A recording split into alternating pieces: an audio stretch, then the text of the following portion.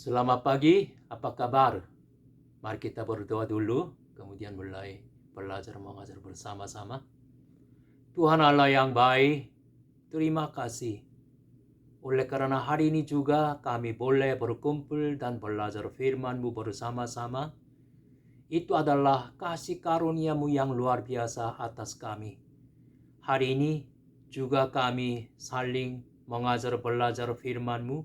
Kiranya Engkau memberikan roh hikmat dan roh wahyu ke atas kami agar kami bisa menyadari rahasia firman-Mu secara mendalam, kemudian semakin mengenal hati Tuhan Allah, semakin mengenal sifat Tuhan Allah terhadap pimpinan kami, maka kami senantiasa menuruti perintah-perintah Tuhan Allah, menuruti kehendak Tuhan Allah, rencana Tuhan Allah, maka kami menyenangkan hati-Mu saja. Hari ini hamba-Mu yang akan menyampaikan firman-Mu, kiranya Engkau mengurapi hamba-Mu ini dengan Roh Kudus. Maka hanya menyampaikan firman Allah yang murni saja, sehingga semua orang yang belajar bersama-sama, semua orang yang mendengar firman Allah ini, mereka semuanya menyadari hati Tuhan Allah yang mendalam, kemudian lebih sungguh-sungguh mentaati kepada Tuhan Allah, maka memuliakan nama Tuhan Allah. Oh Tuhan, terima kasih. Kami berdoa dan ucapan syukur di dalam nama Tuhan Yesus. Amin. Haleluya. Mari kita membuka Yohanes pasal 16 ayat 13 sampai 15. Hari ini Yohanes pasal 16 bagian 3 ya. Oke. Yohanes pasal 16 ayat 13 sampai 15. Membaca bersama-sama. Sudah dapat? Tetapi 1, 2, 3. Tetapi apabila ia datang, yaitu Roh kebenaran, ia akan memimpin kamu ke dalam seluruh kebenaran. Sebab ia tidak akan berkata-kata dari dirinya sendiri, tetapi segala sesuatu yang didengarnya, itulah yang akan dikatakannya, dan ia akan memberikan kepadamu hal-hal yang akan datang. Ia akan memuliakan aku, sebab ia akan memberitakan kepadamu apa yang diterimanya daripadaku.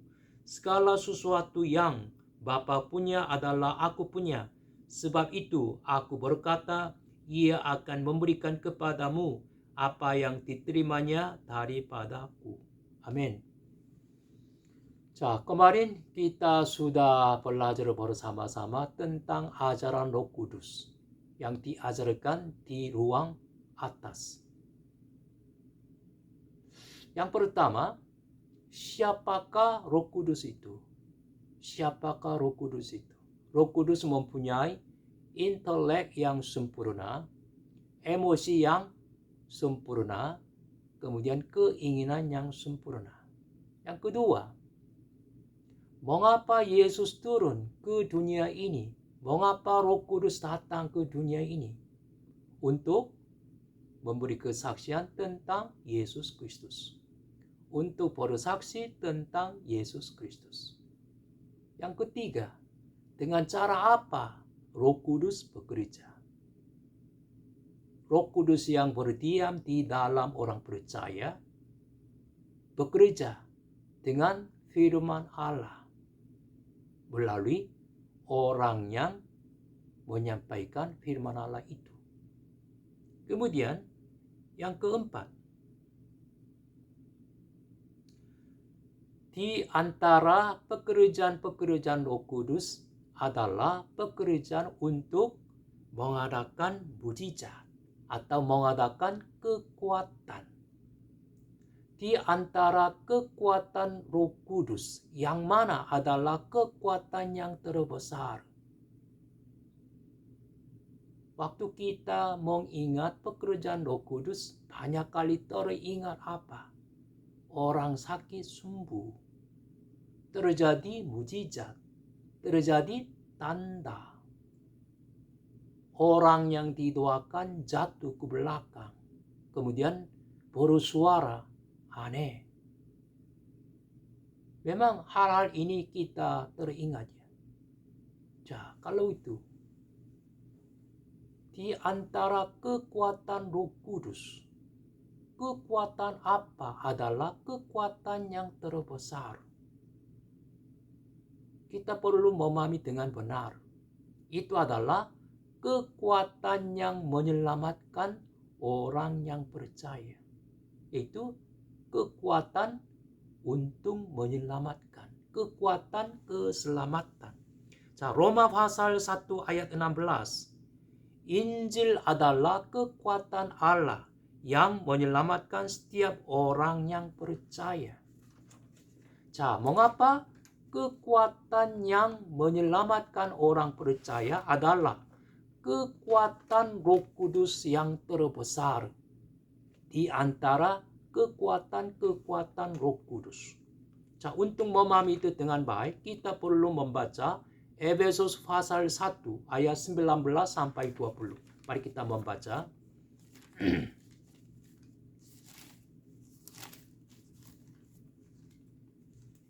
Efesus pasal 1 ayat 19 sampai 20.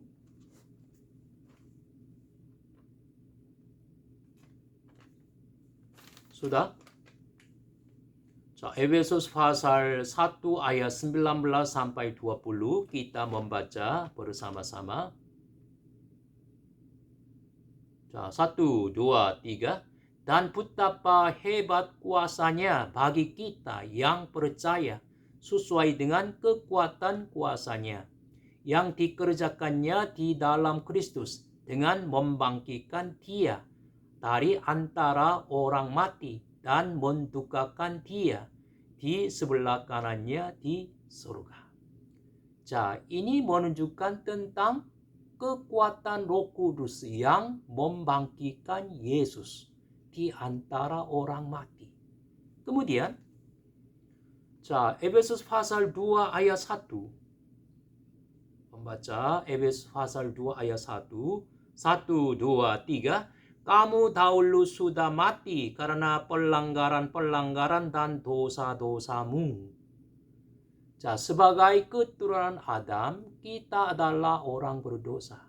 Kita adalah orang mati secara rohani. Oke? Kemudian, ayat 45. Efesus pasal 2 ayat 45.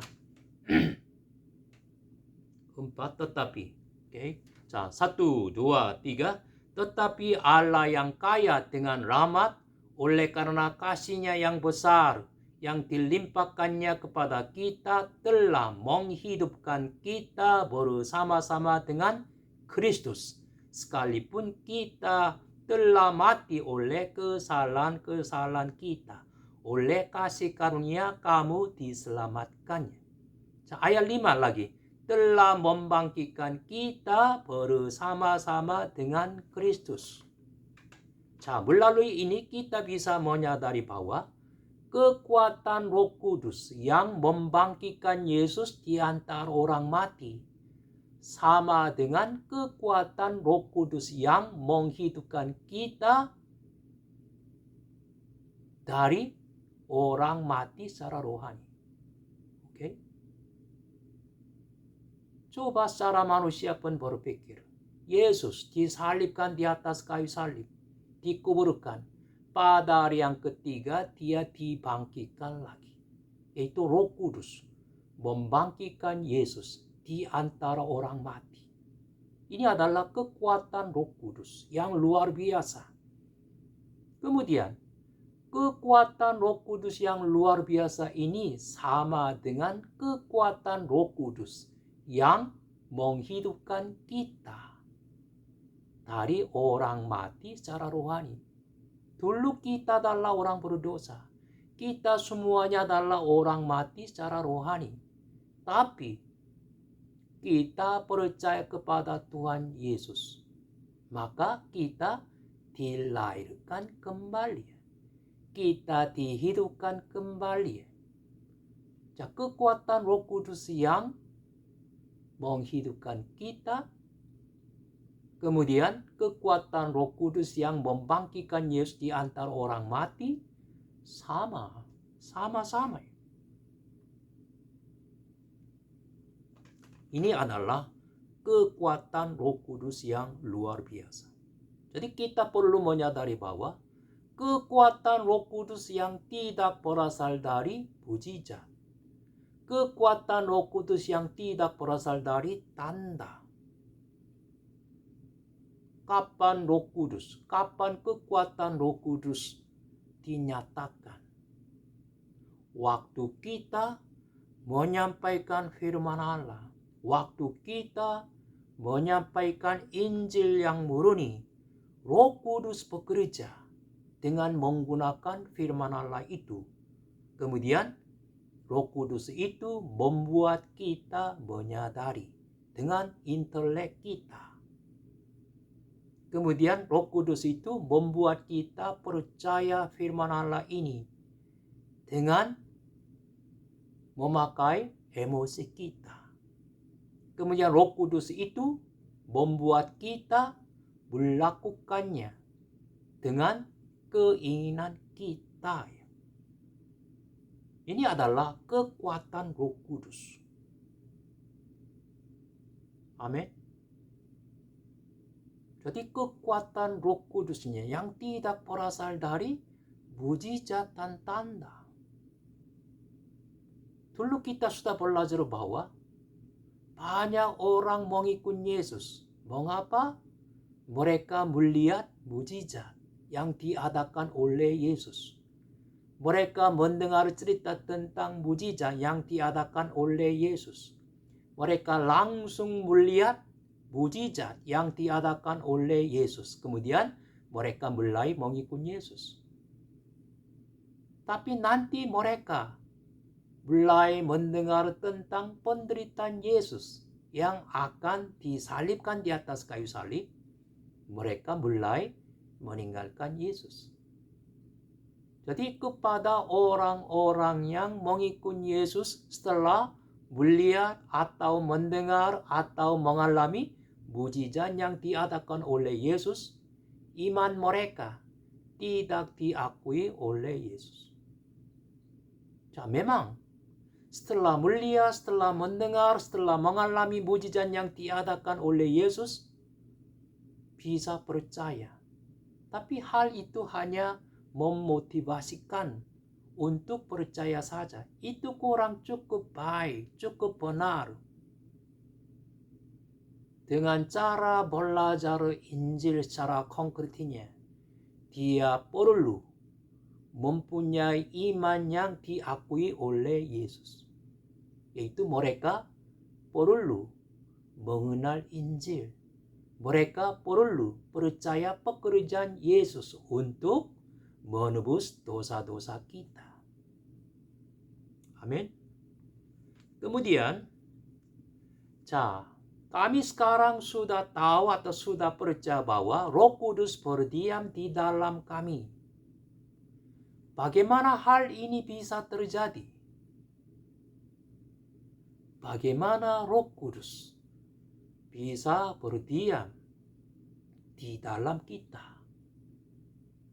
Semua orang sebagai orang yang mempunyai sifat dasar yang rusak, hatinya, keadaan hatinya sangat-sangat najis, dipenuhi dengan kejahatan saja.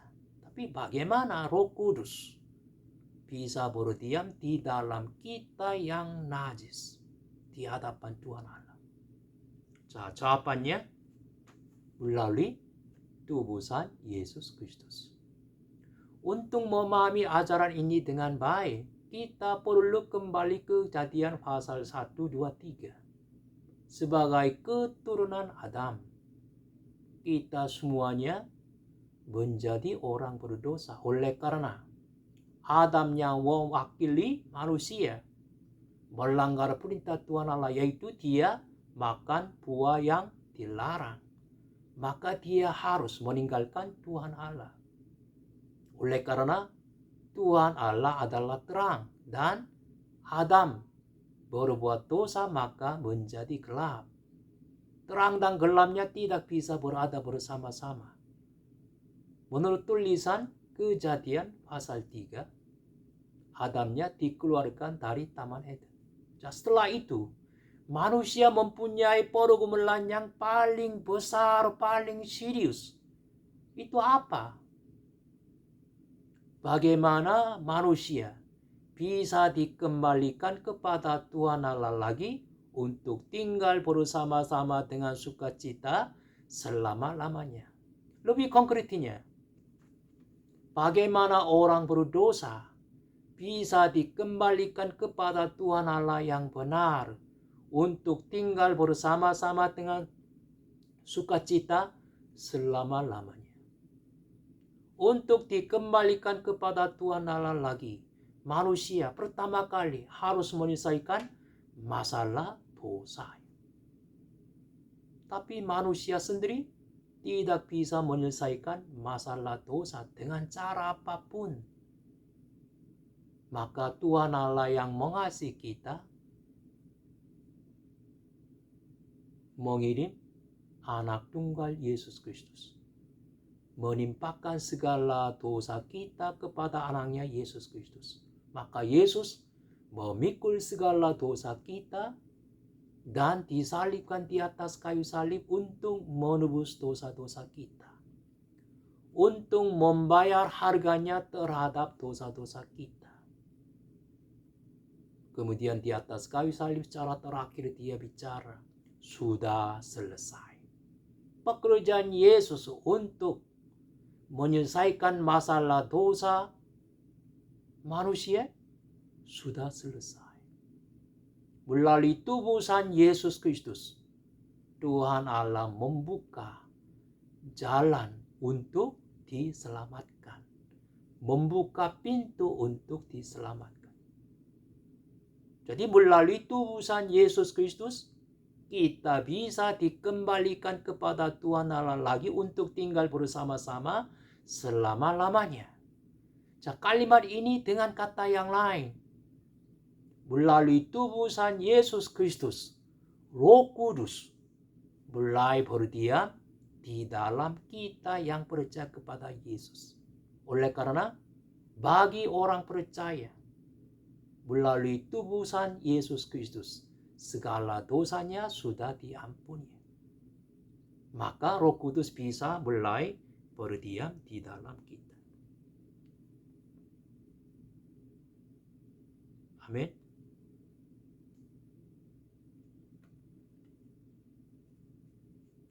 Tentang itu, Paulusnya berbicara Roma pasal 3 ayat 24. Saya langsung membaca. Oleh kasih karunia telah dibenarkan dengan cuma-cuma karena penebusan dalam Kristus Yesus. Dalam penebusan dalam Kristus Yesus, kita dibenarkan. Kita dibenarkan artinya apa? Tuhan Allah umumkan bahwa kamu tidak ada dosa. Kamu tidak pernah berbuat dosa satu kali pun. Oleh karena kebenaran Yesus ditimpakan kepada kamu. Yesus sudah memikul segala dosaku, kemudian disalibkan untuk menebus dosa-dosaku, dosa-dosamu sebagai penggantimu. Okay? Maka Roh Kudus berdiam di dalam kita. Tentang itu 1 Korintus pasal 6 ayat 19. Kita membaca 1 Korintus pasal 6 ayat 19 20.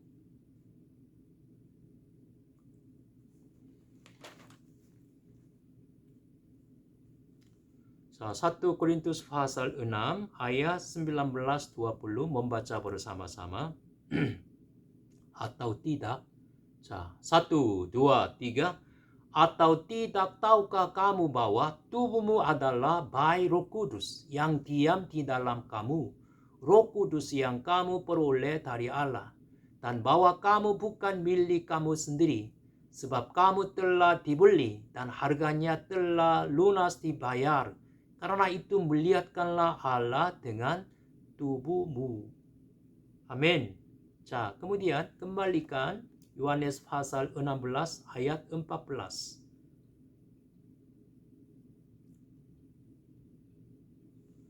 자, Yohanes pasal 16 ayat 14 saya membaca. Ia akan memuliakan aku, sebab ia akan memberitakan kepadamu apa yang diterimanya daripadaku. Ini adalah bagian kesimpulan tentang ajaran di ruang atas. 자, kita sudah tahu bahwa anak tunggal memuliakan Bapa. Kemudian Roh Kudus memuliakan anak tunggal Tuhan Allah. Ini menunjukkan Tuhan Allah bekerja bersama-sama sebagai Trinitas. Tentang keselamatan Tuhan Allah Bapa, Tuhan Allah merencanakan. Anaknya Yesus langsung melakukan rencana keselamatan Tuhan Allah yang mutlak untuk orang berdosa. Kemudian Roh Kudus memberi kesaksian tentang tubusan Yesus Kristus. 자, kita membaca Yohanes pasal 12 ayat 28. Yohanes pasal 12 ayat 28 membaca satu lagi. 자, Yohanes pasal 12 ayat 28. Sudah? 자, 1, 2, 3. Bapa, muliakanlah namamu. Maka terdengarlah suara dari surga.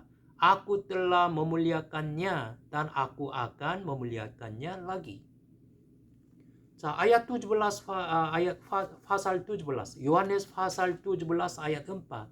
Membaca lagi. Yohanes pasal 17 ayat 4. Aku. 자, 1, 2, 3.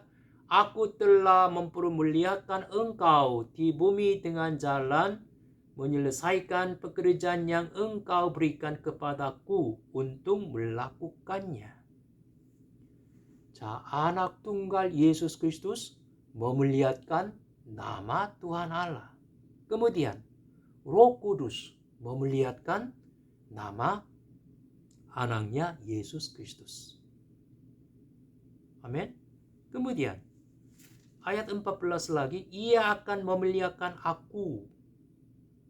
Ini menunjukkan apa secara konkretnya? Ia menunjukkan Roh Kudus. Roh Kudus akan memuliakan Yesus Kristus. Roh Kudus memuliakan nama Yesus Kristus. Ini berarti apa? menurut 2 Korintus pasal 4 ayat 4. Mereka melihat cahaya Injil terang kemuliaan Kristus yang adalah gambaran Allah. Okay? Jadi, Roh Kudus akan memuliakan Yesus. Artinya, Yesus membuat kita melihat cahaya Injil terang kemuliaan Kristus yang adalah gambaran Allah. Amin. Maka memuliakan nama Yesus Kristus. 자, kita membaca lagi 1 Korintus pasal 2 ayat 12. 1 Korintus pasal 2 ayat 12. Membaca bersama-sama.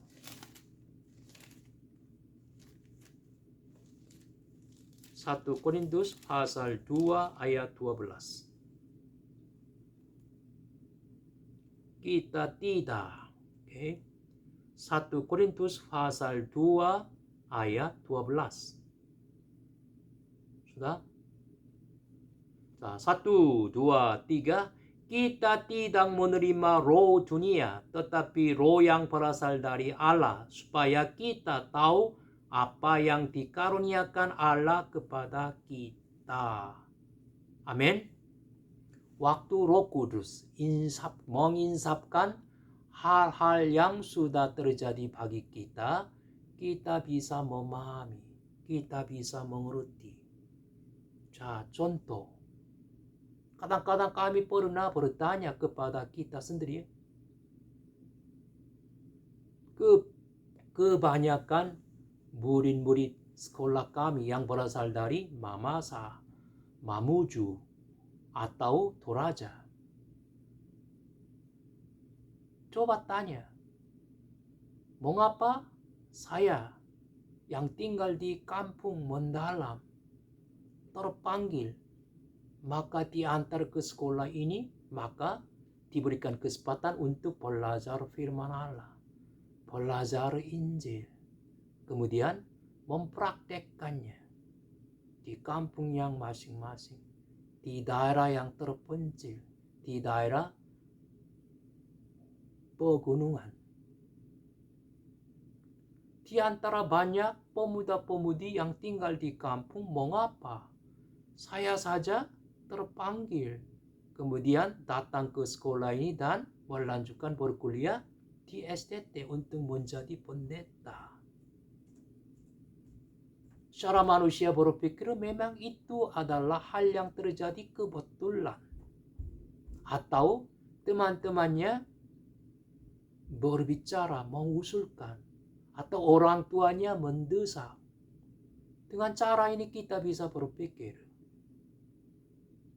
Tapi dalam pekerjaan Roh Kudus, kita bisa menyadari bahwa semua hal yang sudah terjadi bagiku adalah rencana Tuhan Allah.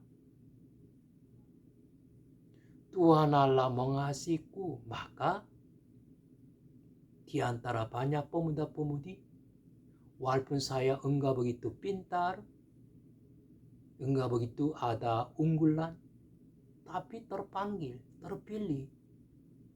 Kemudian diberikan kesempatan yang baik untuk mendapat disiplin dengan firman Allah dan doa.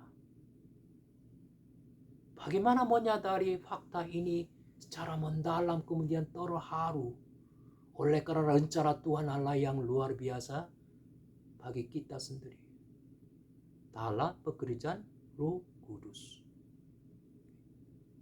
1 Korintus pasal 2 ayat 12. Artinya begitu. Saya membaca lagi.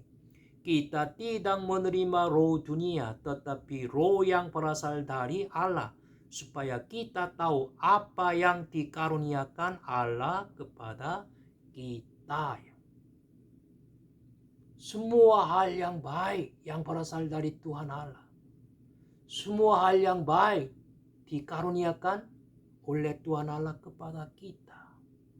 Secara manusia berpikir saja enggak bisa memahami. Tapi dalam pekerjaan Roh Kudus kita menyadari, wah, ini adalah tunjukkan kasih-Nya bagi saya. Wah, hal ini terjadi di dalam rencana Tuhan Allah yang luar biasa. Amin. Kemudian ayat 14 lagi. Ia akan memuliakan aku, bahwa ia akan memberikan kepadamu apa yang diterimanya daripadaku. Apa yang diterimanya daripadaku. Ini menunjukkan apa? Melalui kematian Yesus, kebangkitan Yesus. Yesus sudah melakukan atau menyiapkan Injilnya. Jadi apa yang diterimanya daripadaku ini menunjukkan Injil. Injil itu tidak dilaksanakan oleh Roh Kudus, tapi anaknya Yesus Kristus. Jadi Injil itu disebut sebagai Injil anaknya menurut Roma pasal 1 ayat 9. Oke, membaca ya. Roma pasal 1 ayat 9. Roma pasal 1 ayat 9.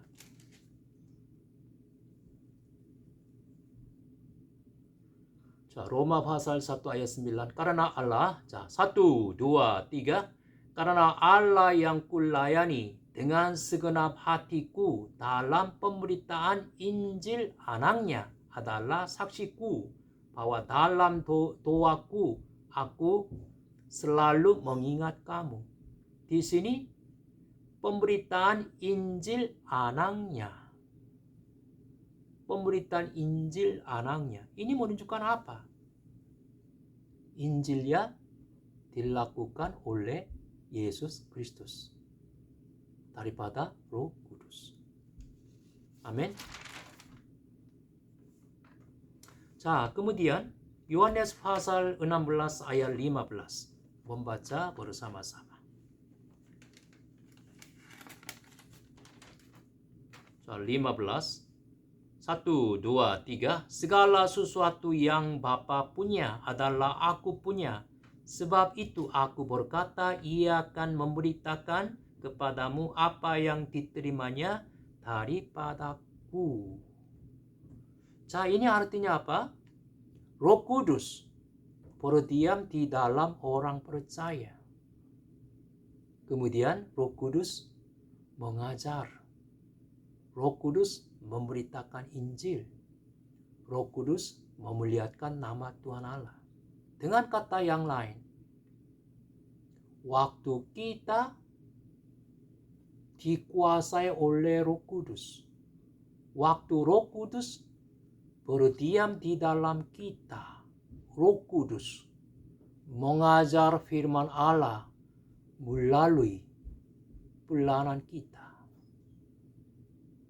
memberitakan Injil melalui pelayanan kita, kemudian memuliakan nama Tuhan Allah melalui pelayanan hasil kita yang baik. Amin. Jadi waktu kita mengajar firman Allah secara teori saja, secara intelek saja, hanya kasih informasi, hanya kasih pengetahuan tentang Alkitab atau firman Allah. Mengerti? Waktu kita secara teori pintar menjelaskan Injil kepada orang yang lain, kalau Roh Kudus tidak bekerja, yaitu kalau tidak menyertai kekuatan Roh Kudus yang membangkitkan orang yang mati secara rohani, tidak ada hasilnya. Kemudian, secara manusia saja kita melayani pelayanan Tuhan Allah dengan sungguh-sungguh, tidak terjadi pekerjaan Roh Kudus, maka tidak bisa memuliakan nama Tuhan Allah, tidak bisa meninggikan nama Tuhan Allah. Amin. 자, kemudian Yohanes pasal 16 ayat 16 sampai 33. Agak panjang ya. 자, secara pribadi membaca. 자, di sini ada dua kalimat yang penting. 자, Yohanes pasal 16 ayat 16 sampai 33-nya bisa terbagi dua bagian. Bagian yang pertama, ayat 16 sampai 24. Di sini key sentence-nya adalah 16. 16. Tinggal sesaat saja dan kamu tidak melihat aku lagi, dan tinggal sesaat saja pula dari kamu akan melihat aku. Tinggal sesaat saja kamu akan melihat aku. Ini adalah key sentence, bagian dari bagian yang pertama. Bagian yang keduanya, Yohanes pasal 16 ayat 25 sampai 33. Ini key sentence-nya ayat 28. Saya membaca ayat 28. Aku datang dari Bapa dan aku datang ke dalam dunia. Aku meninggalkan dunia pula dan pergi kepada Bapa. Di sini key sentence-nya aku pergi kepada Bapa. Kemudian di sini ada kata-kata yang banyak kali dipakai. Itu adalah tinggal sesaat saja. Tinggal sesaat saja total 7 kali dipakai. Tinggal sesaat saja. Kemudian Yohanes pasal 16 ayat 16 sampai 33, key sentence yang terutamanya ayat 33. Coba 33. Semuanya itu kukatakan kepadamu supaya kamu beroleh damai sejahtera dalam aku. Dalam dunia kamu menderita penganiayaan, tetapi kuatkanlah hatimu. Aku telah mengalahkan dunia. 자, 키 sentencenya dalam dunia kamu menderita penganiayaan. Tetapi aku telah mengalahkan dunia. Amin. 자, kalau itu, 자, ayat 16 terus dipakai tinggal sesat saja. Tinggal sesat saja. 자, ini artinya apa? Tinggal sesat saja. Ini artinya waktu penderitaannya sudah dekat. Waktu penderitaan Yesus Kristus yang akan disalibkan di atas kayu salib semakin terhitung detik-detiknya. Namun demikian, dalam kondisi yang serius, dalam kondisi yang tetap, murid-murid Yesus masih belum mengerti, masih belum mengenal penderitaan Yesus yang akan datang. Kemudian ayat 20. Membaca ayat 20. Aku berkata kepadamu, sesungguhnya kamu akan menangis dan meratap, tetapi dunia akan bergembira. Kamu akan berduka cita, tapi duka citamu akan berubah menjadi sukacita. 자, aku berkata kepadamu, sesungguhnya kamu akan menangis dan meratap, tetapi dunia akan bergembira. Ini menunjukkan apa? Ini menunjukkan kematian Yesus di atas kayu salib. 자, Yesus memikul segala dosa kita, kemudian disalibkan di atas kayu salib untuk menebus dosa-dosa kita. Waktu murid-murid Yesus mendengar cerita ini, perkataan Yesus ini, mereka khawatir, mereka menangis, mereka meratap. Namun demikian, orang duniawi, orang Yahudi bergembira, bersukacita. Oke? Kemudian B, ayat 20b, kamu akan berduka cita, tetapi duka citamu akan berubah menjadi sukacita. Duka citamu berubah menjadi sukacita. Ini menunjukkan apa? Ini kebangkitan Yesus. Setelah mati, pada hari yang ketiga dia dibangkitkan lagi. Kemudian dia mulai menyatakan dirinya kepada murid-muridnya, kepada pengikut-pengikutnya. Jadi bagaimana? Duka citanya berubah menjadi sukacita. Amin. Kemudian 21. Seorang perempuan berduka cita pada saat ia melahirkan, tetapi sesudah ia melahirkan anaknya, ia tidak ingat lagi akan menderitanya, karena kegembiraan bahwa seorang manusia telah dilahirkan ke dunia. Amin. Memang di antara orang-orang yang mendengar cerita ini, orang yang sudah berkeluarga memang bisa memahami dengan baik. Saya juga pernah melahirkan anaknya. Memang bisa tanya, laki-laki, bagaimana laki-laki yang bisa melahirkan anak? Saya melahirkan anaknya. Oleh karena waktu istri saya melahirkan anaknya, dari pagi sampai malam susah melahirkan anaknya. Jadi saya di sebelahnya terus-menerus memelihara, mendoakan, menghiburkan. Seperti saya juga melahirkan anaknya. Jadi saya bisa memahami firman Allah ini dengan baik. Oke? 자, ini berbicara tentang apa? Penderitaan Yesus di atas kayu salib diumpamakan sebagai penderitaan bagi perempuan melahirkan anaknya. Memang laki-lakinya tidak bisa mengerti waktu perempuannya melahirkan anaknya, bagaimana mereka menderita penderitaannya. Katanya penderitaan untuk melahirkan anaknya terbesar.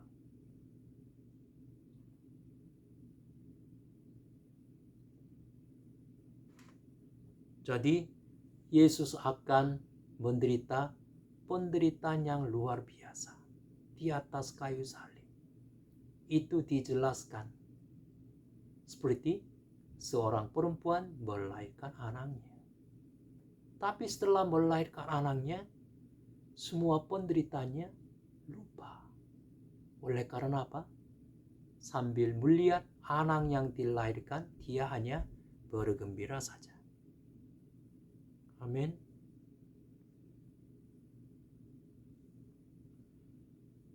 자, kemudian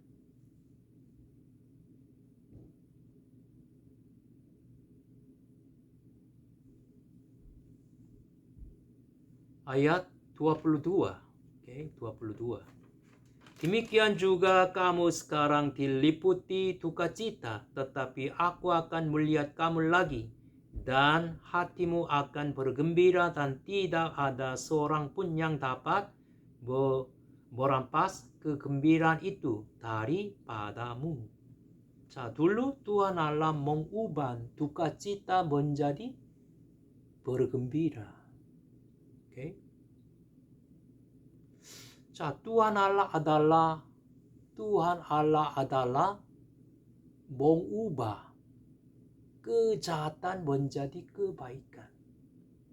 Secara manusia, walaupun kita terus-menerus berdoa dan berusaha menurut perintah Tuhan Allah, berusaha dipimpin oleh Roh Kudus pun, kadang-kadang menghadapi penderitaan yang luar biasa.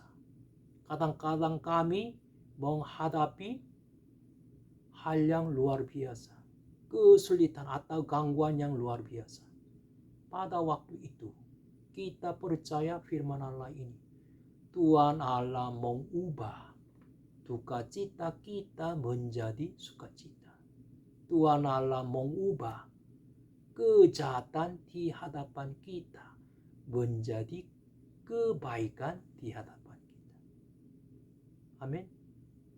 Jadi dalam penderitaannya, dalam duka citanya, pasti ada rencana Tuhan Allah yang baik. Amin.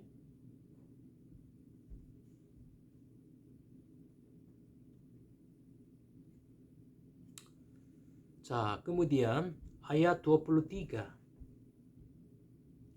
Dan pada hari itu kamu tidak akan menyanyikan apa-apa kepadaku. Aku berkata kepadamu, sesungguhnya segala sesuatu yang kamu minta kepada Bapa akan diberikannya kepadamu dalam namaku.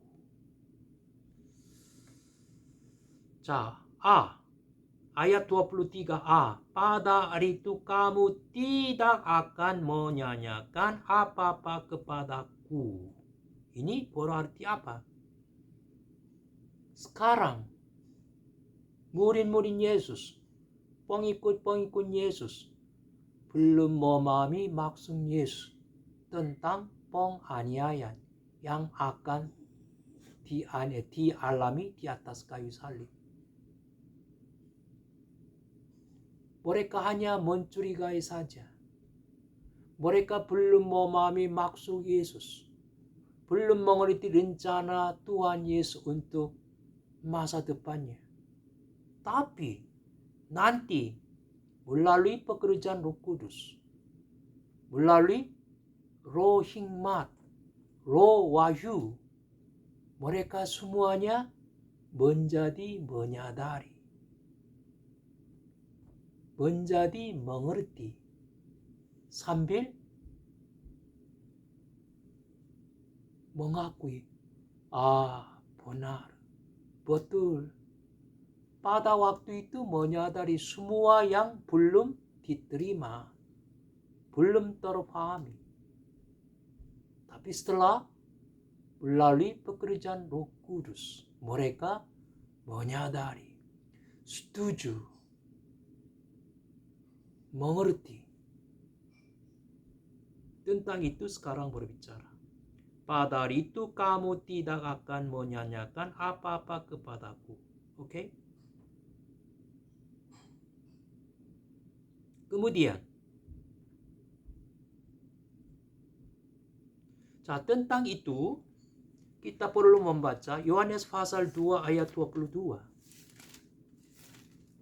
Yohanes pasal 2 ayat 22. Yohanes pasal 2 ayat 22. Saya membaca Yohanes pasal 2 ayat 22. 자, begitu lama Yesus mengajar, mendisiplin, berkata tentang penganiayaan yang akan terjadi di atas kayu salib, kebangkitan, dan sebagainya. Tapi pada waktu Yesus melayani, murid-muridnya, rasul-rasulnya belum mengerti, belum memahami, belum setuju, belum mengerti maksud Yesus, rencana Tuhan Yesus. Tapi setelah Yesus dibangkitkan lagi, mereka menjadi percaya. Mereka menjadi memahami. Tentang itu tertulis ya. Yohanes pasal 2 ayat 22. Kemudian 1, 2, 3. Kemudian sesudah ia bangkit dari antara orang mati, barulah teringat oleh murid-muridnya bahwa hal itu telah dikatakannya. Dan mereka pun percayalah akan kitab suci dan akan perkataan yang telah diucapkan Yesus. Memang di sini, di antara orang yang mendengar firman Allah ini, ada orang yang sekarang pernah mengajar firman Allah, pernah mendisiplin murid-muridnya. Kemudian pasti ada bergumul ya. Mengapa murid-murid yang saya mendisiplin, saya mengajar, tidak mengerti, tidak memahami maksud saya yang panjang, maksud saya yang mendalam.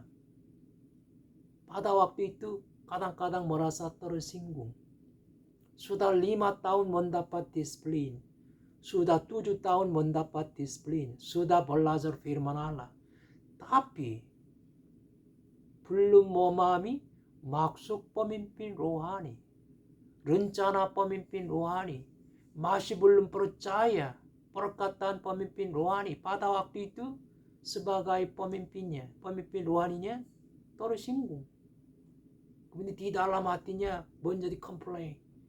Ya, orang itu sudah mendapat disiplin begitu cukup lama, tapi mengapa masih pola pikirannya begitu pendek, sempit? Mengapa masih berpikir seperti kodok dalam sumur?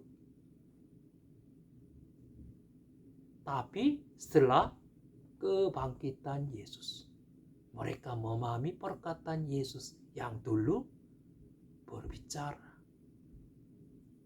Apalagi setelah Roh Kudus turun melalui pekerjaan Roh Kudus, rasul-rasul Yesus mulai pelayanan misi untuk menginjili. Untuk itu mereka mempertaruhkan jiwanya untuk menginjili. Sebelum Roh Kudus turun, mereka mendapat disiplin, tapi seringkali dicela oleh Yesus. Kamu kurang percaya, kamu kurang percaya. Tapi di dalam kisah para rasul, pelayanan rasul-rasul Yesus jauh berbeda dengan keadaan iman rasul-rasul Yesus di dalam 4 Injil, kitab Injil. Di dalam 4 kitab Injilnya, kamu kurang percaya, kamu kurang percaya. Tapi di dalam kisah para rasul, mereka melayani pelayanan dengan berhasil secara luar biasa. Kemudian mereka semuanya mati syahid, kecuali Yohanes, untuk kerajaan Allah. Amin. Kemudian ayat 23. Yohanes pasal 16 ayat 23. Sudah ya. Kemudian B 23, 24 membaca dulu, saya menjelaskan. Yohanes pasal 16 ayat 23 sampai 24. Membaca dulu bersama-sama. 1, 2, 3. Dan pada hari itu kamu tidak akan menyanyikan apa-apa kepadaku. Aku berkata kepadamu, sesungguhnya segala sesuatu yang kamu minta kepada Bapa akan diberikannya kepadamu dalam namaku. Sampai sekarang kamu belum meminta sesuatu pun dalam namaku. Mintalah, maka kamu akan menerima supaya penuhlah sukacitamu. Nah, di sini kita perlu memperhatikan dalam namaku. Dalam namaku. Ini apa? Dalam nama Yesus Kristus. Nah, setiap kali kita berdoa, kemudian selesai dengan kata-kata ini, dalam nama Tuhan Yesus. Dalam nama Yesus kami berdoa. Nah, setiap kali saudara-saudara berdoa, kemudian selesai dengan dalam nama Yesus, apakah saudara-saudara sudah mengenal artinya dalam nama Yesus, kemudian selesaikan doanya? Atau secara rutinitas saja, dengan kebiasaan saja, hanya selesaikan doa saudara-saudara dengan dalam nama Yesus saja? Kita perlu memikirkan dengan baik. Nah, ini artinya apa? Sebelum Yesus pergi, sebelum Yesus memikul salib dan disalibkan di atas kayu salib, dia memberikan dalam nama Yesus.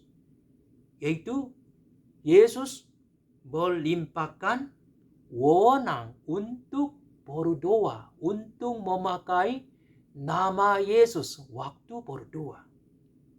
Ini adalah apa? Sebelum Yesus pergi, Yesus memberikan hak khusus tentang doa kepada kita. Amin. 자, dalam ajaran di ruang atas ada dua tema ya. Yang pertama, akan mengirim seorang penolong, yaitu Roh Kudus, Roh kebenaran kepada kita. Yang kedua, akan memberikan nama Yesus. tentang itu kita membaca lagi. Yohanes pasal 16 ayat 24 sudah membaca. Kemudian Yohanes pasal 15 ayat 16 membaca ya. Yohanes pasal 15 ayat 16. Sudah? Bukan. 1, 2, 3. Bukan kamu yang memilih aku, tetapi akulah yang memilih kamu. Dan aku telah menetapkan kamu supaya kamu pergi dan menghasilkan buah. Dan buahmu itu tetap, supaya apa yang kamu minta kepada Bapa dalam namaku diberikannya kepadamu. Amin. Yohanes pasal 14 ayat 13. 14 ayat 13.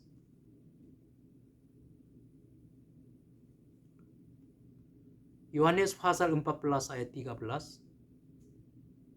Dan apa juga, 1, 2, 3. Dan apa juga yang kamu minta dalam namaku, aku akan melakukannya, supaya Bapa dipermuliakan di dalam Anak.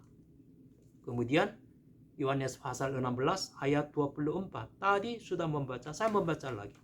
24. Sampai sekarang kamu belum meminta sesuatu pun dalam namaku.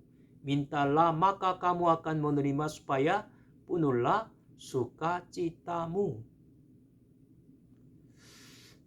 Tuhan Allah melimpahkan wewenang untuk memakai nama Yesus waktu kita berdoa.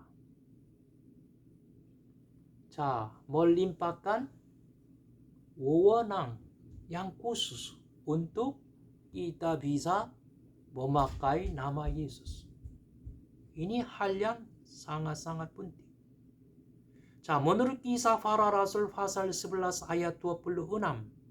Membaca dulu ya. Kisah Para Rasul pasal 11 ayat 26. Orang yang percaya kepada Yesus mulai disebut sebagai orang Kristen ya. 자, Kisah Para Rasul pasal 11 ayat 26.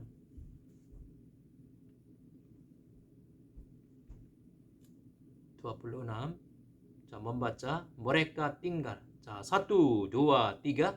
Mereka tinggal bersama-sama dengan jemaat itu satu tahun lamanya sambil mengajar banyak orang. Di Antioquia lah murid-murid itu untuk pertama kalinya disebut Kristen. Orang yang percaya kepada Yesus disebut sebagai orang Kristen. Kristen berarti apa? Orang yang termasuk ke dalam Kristus. Kristen menunjukkan orang yang mengikut Yesus. Kita harus memahami nama ini dengan benar. Karena adalah hak yang istimewa. Setiap orang yang percaya kepada Tuhan Allah diberikan kuasanya untuk menjadi anak Tuhan Allah. 자, misalnya di Indonesia, Presiden Indonesia, Bapak Jokowi. 자, menunjukkan satu orang kemudian bicara, dia adalah anak laki-laki Presiden Indonesia, Bapak Jokowi. 자, ini menunjukkan apa? Yang pertama, hak yang istimewa. Dia adalah anak laki-laki sekarang Presiden Indonesia, Bapak Jokowi. Siapakah mengganggu secara sembarangan? Siapakah bisa tangkap anak laki-laki Bapak Jokowi walaupun dia berbuat salah pun? Tapi yang keduanya, dia mempunyai tanggung jawab. Kalau seorang umumnya berbuat salah, tapi anak laki-laki Bapak Jokowinya berbuat salah yang sama, pasti orang yang lain bicara, oh, dia adalah anak laki-laki Bapak Jokowi. Bagaimana sebagai anak laki-laki Presiden Indonesia bisa berbuat salah seperti itu? Oke? Jadi kita disebut sebagai orang Kristen. Ini adalah hal yang luar biasa. 자, tapi Yohanes pasal 16 ayat 24 juga dalam namaku. 자, sebelum Yesus pergi, dia berbicara, boleh memakai namaku waktu kamu berdoa, waktu kamu melakukan apapun. Kamu boleh memakai nama Yesus. 자, kalau itu ini berarti apa? Yang pertama, mengapa Tuhan Yesus melimpahkan wewenang tentang boleh memakai nama Yesus? Yang pertama,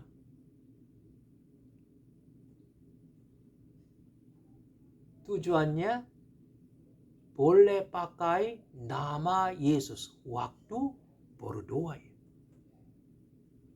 자, coba Yohanes pasal 14 ayat 13. Tadi sudah membaca. Yohanes pasal 14 ayat 13. Dan apa juga yang kamu minta dalam namaku, aku akan melakukannya. Dalam nama Yesus. Kamu meminta, kamu berdoa, saya mendengar, saya mengabulkan, saya melakukannya. Oke? Jadi tujuan yang pertama tentang mengapa Tuhan Yesus melimpahkan wewenang tentang menggunakan nama Yesus. Artinya, boleh pakai namaku waktu kamu berdoa. Itu waktu kamu berdoa, pakailah namaku. Oleh karena saya akan melakukannya kalau kamu berdoa, kalau kamu meminta sesuatunya dalam namaku. Amin. 자, dengan kata yang lain, Waktu kita datang takhta Tuhan Allah,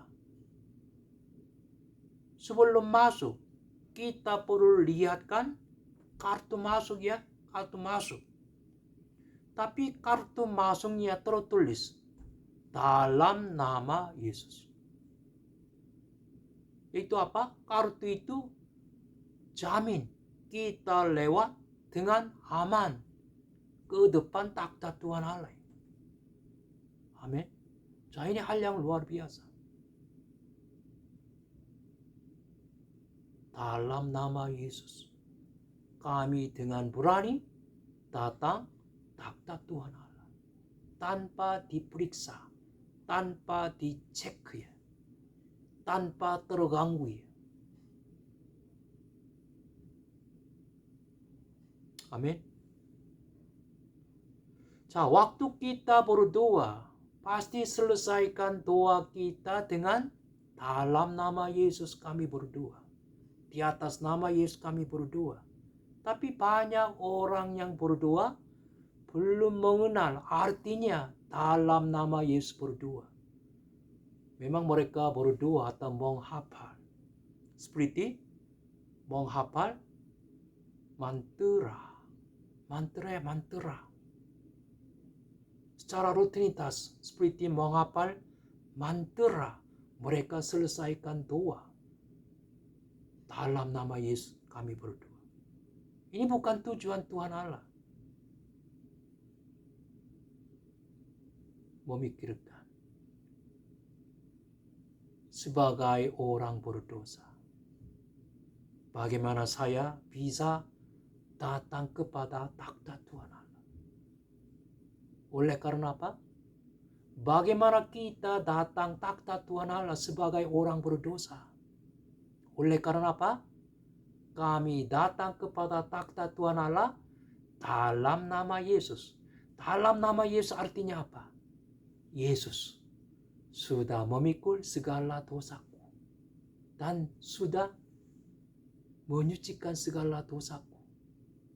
Sudah menebus segala dosaku sebagai penggantiku. Maka dalam nama Yesus kami berdoa, kita datang takhta Tuhan Allah yang luar biasa.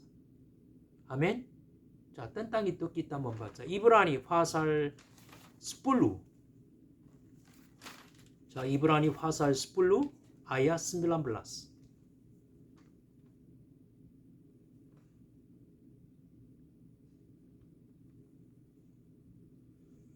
자, Ibrani pasal 10 ayat 19.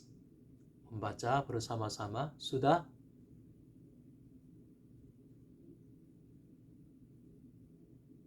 Membaca bersama-sama. 1, 2, 3.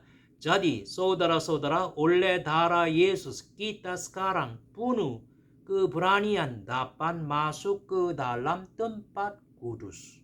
Amin. 자, Ibrani pasal 4 ayat 16. Ibrani pasal 4 ayat 16. Ibrani pasal 4 ayat 16. Membaca bersama-sama.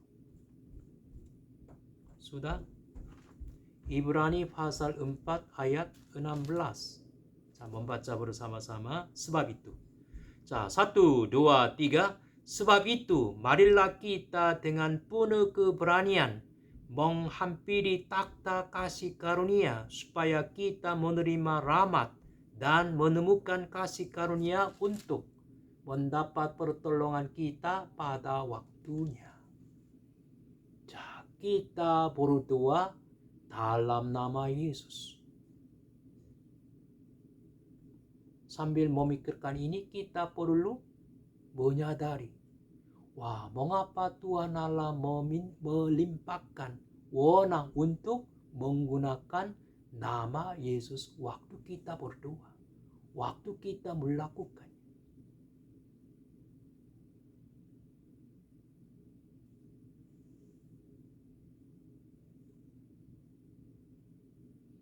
Jadi itu artinya kita selesaikan doa kita dalam nama Yesus.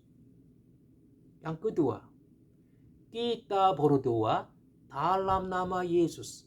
Artinya sama dengan Yesus langsung berdoa untuk kita. Wah, ini hal yang luar biasa ya. Kita berdoa dalam nama Yesus, menunjukkan Yesus langsung berdoa kepada Bapa untuk kita. Begitu efektif ya. Tentang itu besok saya akan menjelaskan lagi. Hari ini sekian aja. Terima kasih banyak.